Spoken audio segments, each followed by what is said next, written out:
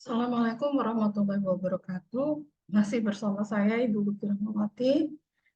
Hari ini kita akan mempelajari terkait strategi pemasaran pada sektor industri. Ada beberapa bahasan yang akan kita bahas hari ini terkait pendahuluan, metode analisis strategi pemasaran, diskriminasi harga dan diferensiasi produk, perdagangan dan kerjasama internasional, dan studi kasus. Untuk pendahuluan terkait analisis strategi pemasaran pada sektor industri, ini melibatkan pemahaman mendalam tentang cara perusahaan di industri tersebut memasarkan produk dan layanan mereka. Aspek yang perlu dianalisis yang pertama terkait evaluasi produk dan layanan. Ini terkait fitur produk, kualitas, dan keunggulan yang membedakan dari pesaing. Bisa melalui analisis SWOT. Pahami tren, potensi pasar, peluang inovasi, serta keberlanjutan dan dampak lingkungan. Yang kedua, identifikasi segmen pasar termasuk karakteristik demografis, geografis, dan perilaku konsumen. Identifikasi segmen pasar utama dan fokus pada kebutuhan dan preferensi mereka. Perusahaan perlu mengidentifikasi segmen pasar yang berbeda ya, baik itu dari segi demografis misalnya ada kebutuhan terkait segmennya bisa anak kecil, kemudian remaja, dewasa, gitu ya, itu masing-masing memiliki kebutuhan dan preferensi yang berbeda. Sehingga ketika kita membuat segmen pasar, harapannya produk yang akan kita tawarkan itu sesuai dengan segmennya. Kemudian tinjau pesaing ya, tinjau strategi pemasaran yang diadopsi oleh pesaing utama, termasuk strategi produk, harga, promosi, dan distribusi. Jika perlu, adaptasi. Nah, di sini kita juga perlu melihat pesaing utama kita, sehingga kita bisa adaptasi dengan tren yang ada ya. Jadi misalnya produk apa yang lagi ngetrend saat ini gitu ya, kita ikutin bagaimana harganya, kemudian misalnya ada promosi, ada diskon, ya kita ngikut gitu supaya tidak tertinggal dari pesaing kita. Selama itu tidak melanggar hak cipta atau hak paten itu tidak masalah gitu ya. Tuh. Nah, kalau sekarang saat ini kalau kita ingin melihat hal yang tren saat ini, kita bisa ngecek medsos ya yang paling apa banyak dilihat orang itu sekarang TikTok ya. Jadi segmennya itu mulai dari anak kecil sampai dewasa itu ada semua informasi terkait yang lagi ngetren saat ini apa. Kemudian tinjau saluran distribusi termasuk pengecer, grosir, agen, dan penyalur lainnya, serta peluang untuk meningkatkan distribusi produk. Karena sekarang sistemnya online, saluran distribusi menjadi semakin pendek. Ya, jadi memungkinkan bahwa produsen utama itu akan langsung bisa menjual produknya langsung ke konsumen pengguna. Itu ya. Jadi semakin pendek saluran distribusinya. Sekarang tuh kalau dulu ya kita punya toko itu kepinginnya yang dekat jalan ya sehingga ada konsumen yang lewat kemudian datang dan membeli produknya. Kalau sekarang toko bukan menjadi hal yang utama. Walaupun punya toko, coba kalian cek untuk saat ini itu mereka punya ruang ya di pojok itu untuk mereka memasarkan atau menawarkan dagangannya secara online. Coba dicek. Jadi toko itu bukan menjadi display utama ya, tapi display utamanya melalui online. Bisa dicek ya. Jadi fungsinya jadi gudang gitu ya, tempat penyimpanan. Jadi konsumen yang datang itu bukan target konsumen utama, tetapi hanya untuk display produk saja, tapi bukan yang utama. Gitu. Oke, kemudian analisis citra merek, yakni evaluasi kekuatan dan kelemahan citra merek, serta cara untuk memperkuat citra merek perusahaan. Nah, ini bisa melalui penyebaran kuesioner, ya, kemudian testimoni pelanggan, kemudian misalnya wawancara terkait citra merek perusahaan. Kemudian yang keenam, tinjau promosi dan komunikasi pemasaran, termasuk iklan, promosi penjualan, dan pemasaran langsung, serta evaluasi efektivitas kampanye promosi dan identifikasi peluang untuk meningkatkan komunikasi pemasaran. komunikasi ini penting ya saat bagi penjual dan pembeli ya. Jadi eh, walaupun komunikasinya searah tapi penting. Jadi misalnya kita beli kopi ya, mungkin kalian pernah beli kopi, kemudian di gelas kopinya itu ada tulisannya gitu ya. Selamat pagi, Kak, gitu ya. Semoga hari Anda menyenangkan misalnya. Nah, itu termasuk komunikasi satu arah. Tapi bagaimana dampaknya? Dampaknya orang yang menerima gelas itu ngopi dengan gelas yang ada tulisannya dibandingkan dengan ngopi yang gelas itu tidak ada tulisannya. Mereka akan lebih senang pada yang gelas yang ada tulisannya. Nah, ini akan memungkinkan peluang pembeli itu akan melakukan pembelian berulang. Loyalitas pelanggannya semakin besar, gitu ya. Jadi karena senang dengan pelayanannya, kemudian ada komunikasi sehingga mereka akan balik lagi untuk membeli produk tersebut. Itu ya, itu komunikasi penting. Kemudian contoh lagi misalnya kelas-kelas forum kopi ya, misalnya atau working space ya, itu kalau misalnya ada komunikasi antara penjual dan pembeli, biasanya lebih eh, disenangi oleh pelanggan atau customer. Mereka akan balik lagi karena suasananya menyenangkan misalnya. Karena mereka tidak merasa sendirian misalnya. Gitu. Kemudian tinjau peluang pemasaran digital, termasuk penggunaan media sosial, konten digital, dan kampanye online, serta evaluasi apakah perusahaan telah memanfaatkan potensi pemasaran digital sepenuhnya dan identifikasi peluang untuk meningkatkan kehadiran digital mereka. Ini nanti akan saya jelaskan lebih lanjut di video selanjutnya terkait pemasaran digital. Oke, kemudian setelah kita menganalisis 7 aspek tadi, kemudian kita rencanakan strategi pemasaran yang komprehensif untuk perusahaan untuk mencapai tujuan pemasaran perusahaan. Ya, ini kemudian urgensi dari analisis strategi pemasaran. Yang pertama, meningkatkan kesadaran brand bagi konsumen, kemudian meningkatkan penjualan dan pendapatan, mengidentifikasi dan menjangkau pasar sasaran. Yang keempat, bersaing dengan efektif, mendorong inovasi, membangun hubungan dengan pelanggan, mengalokasikan sumber daya dengan lebih efisien, dan meningkatkan kinerja. Tujuannya itu memahami lingkungan bisnis, mengidentifikasi kesempatan pasar, mengoptimalkan alokasi sumber daya, menentukan posisi bersaing, meningkatkan efektivitas pemasaran, dan menilai kinerja pemasaran. Lanjut ke metodologinya, ada beberapa metode analisis strategi pemasaran yang bisa digunakan. Ini beberapa analisis SWOT ya, tadi sudah pernah kita singgung di depan, analisis SWOT. Analisis SWOT ini terkait dengan strength, ini kekuatan, weakness itu kelemahan perusahaan, kemudian opportunities itu peluang, threats itu ancaman ya. Jadi dua yang pertama, strength and weakness, ini terkait dengan internal perusahaan. Sedangkan opportunities dan threats ini terkait dengan eksternal perusahaan. Sehingga nantinya strength and weakness ini lebih mudah dikontrol daripada opportunities dan threats. Jadi ketika kita membuat analisis SWOT itu perhatikan konten yang internal dan eksternal ya.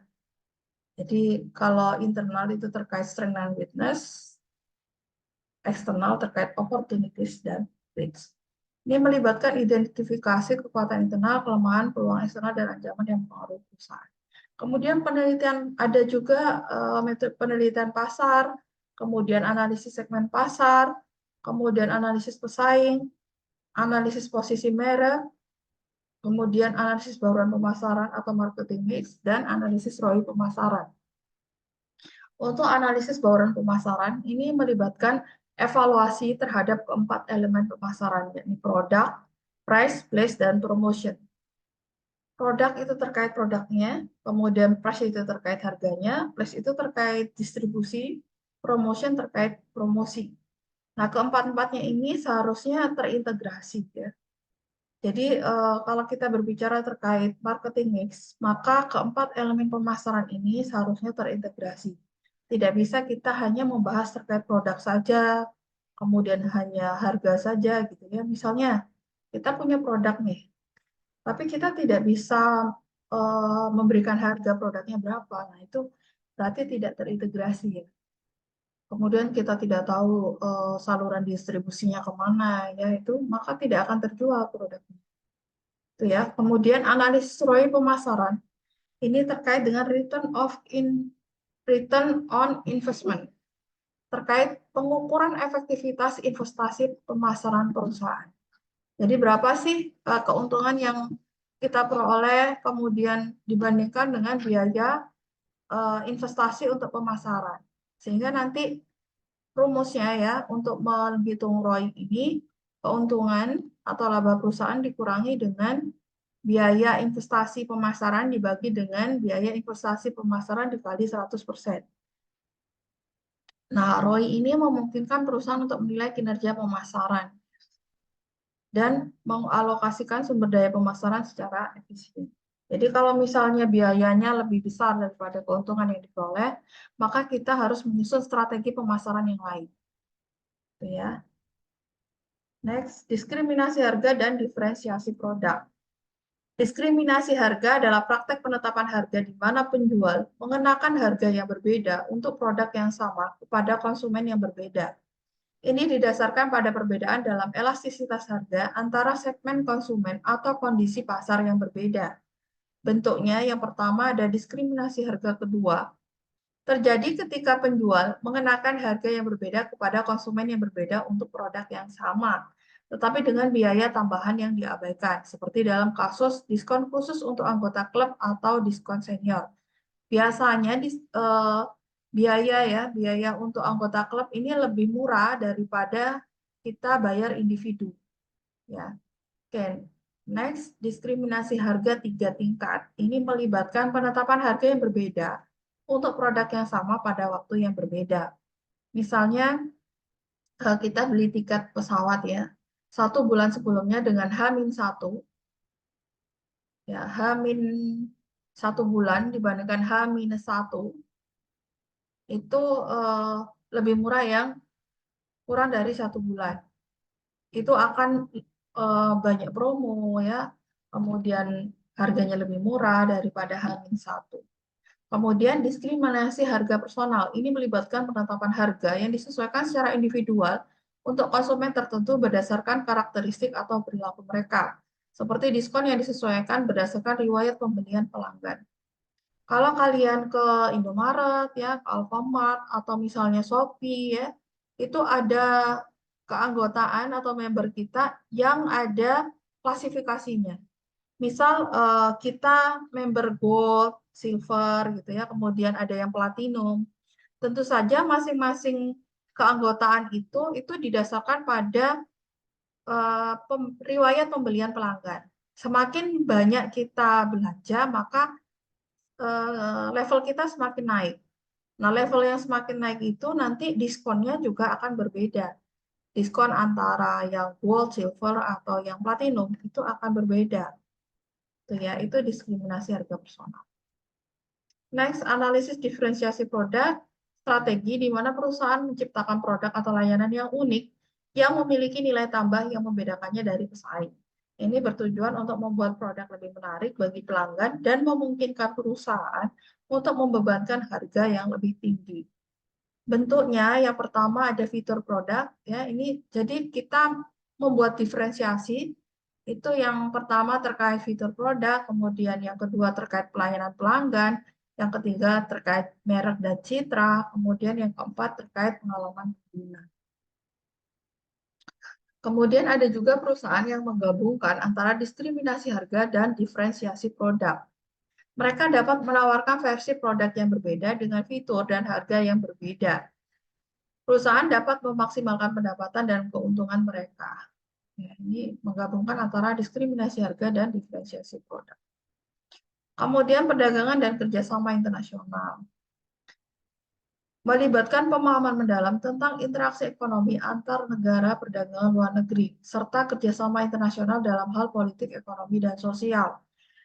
Ada beberapa aspek yang perlu dianalisis. Yang pertama terkait analisis perdagangan internasional, meliputi tinjauan volume perdagangan internasional sampai faktor-faktor yang mempengaruhi. Nah, faktor-faktor yang mempengaruhi ini salah satunya kebijakan perdagangan.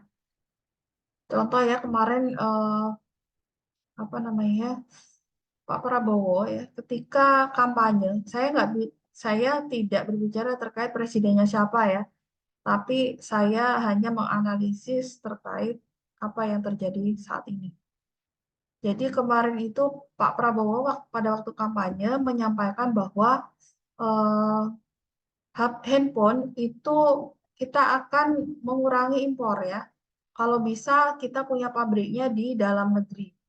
Kita akan bangun pabrik di dalam negeri kalau misalnya Pak Prabowo jadi presiden. Nah, pernyataan itu kemudian ternyata apa namanya ditindaklanjuti oleh CEO iPhone yang kemudian ada wacana mereka akan membuka pabrik di Indonesia, pabrik iPhone. Nah, kemungkinan nanti kalau misalnya ada pabrik iPhone di Indonesia, maka kemungkinan harga iPhone itu akan lebih murah daripada saat ini. Nah, itu terkait kebijakan perdagangan. Kemudian evaluasi dampak ekonomi, mulai dari pertumbuhan ekonomi, penciptaan lapangan kerja, distribusi pendapatan, sampai stabilitas ekonomi. Analisis kerjasama ekonomi regional, kemudian identifikasi peluang investasi, kemudian tinjau isu-isu global. Nah, ini kemarin sempat booming ya terkait dengan perang Palestina dan Israel ya. Sehingga ada beberapa produk di Indonesia yang mengalami boykot. Nah, ini termasuk isu-isu global ya. Kemudian evaluasi peran organisasi internasional. Kemudian oh ya terkait peluang investasi ini stabilitas politik ini mempengaruhi ya, sangat mempengaruhi investor asing yang akan berinvestasi di Indonesia. Jika kondisi stabilitas politik ekonomi kita itu sangat tidak stabil gitu, maka investor akan merasa tidak aman untuk menginvestasikan eh, dananya ke Indonesia.